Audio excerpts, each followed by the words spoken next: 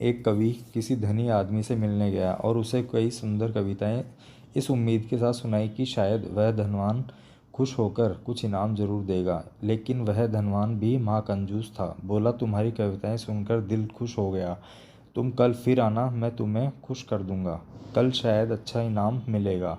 ऐसी कल्पना करता हुआ वह कवि घर पहुंचा और सो गया। अगले वह फिर उस धनवान की हवेली में जा पहुंचा।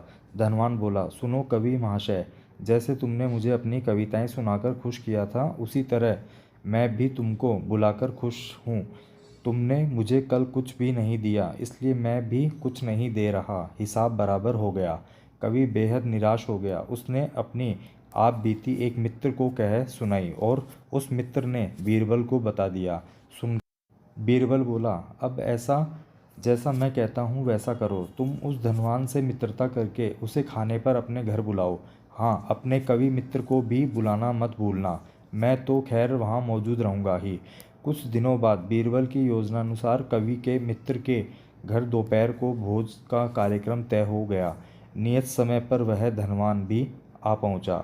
उस समय बीरबल, कवि और कुछ अन्य मित्र बातचीत में मशगूल थे। समय गुजरता जा रहा था, लेकिन खाने पीने का कहीं कोई नामोनिशान न था। वे लोग पहले की तरह बातचीत में व्यस्त थे। धनवान की बेचैनी बढ़ती जा रही थी। जब उससे रहा न गया तो बोल ही पड़ा, भोजन का समय तो कब का हो चुका। क्या हम यहाँ खाने पर नहीं आए हैं? खाना कैसा खाना? बीरबल ने पूछा। धनवान को अब गुस्सा आ गया। क्या मतलब है तुम्हारा? क्या तुमने मुझे यहाँ खाने पर नहीं बुलाया है? खाने का कोई निमंत्रण नहीं था। यह तो आपको खुश करने के लिए खाने पर आने को कहा गया था। जवाब बीरबल ने दिया। धनवान का पारा सातवें आसमान पर चढ़ गया। क्रोधित स्वर में बोला, यह सब क्या है? इस तरह किसी इज्जतदार आदमी को बेइज्जत करना ठीक है क्या?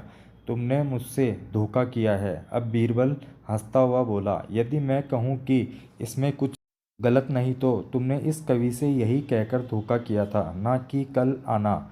सो मैंने भी कुछ ऐसा ही किया। तुम जैसे लोगों के साथ ऐसा ही व्यवहार होना चाहिए। धनवान को अब अपनी गलती का आभास हुआ और उसने कवि को अच्छा इनाम देकर वहाँ से विदा ली। वहाँ मौजूद सभी बीरबल को प्रशंसा भरी नज़रों से देखने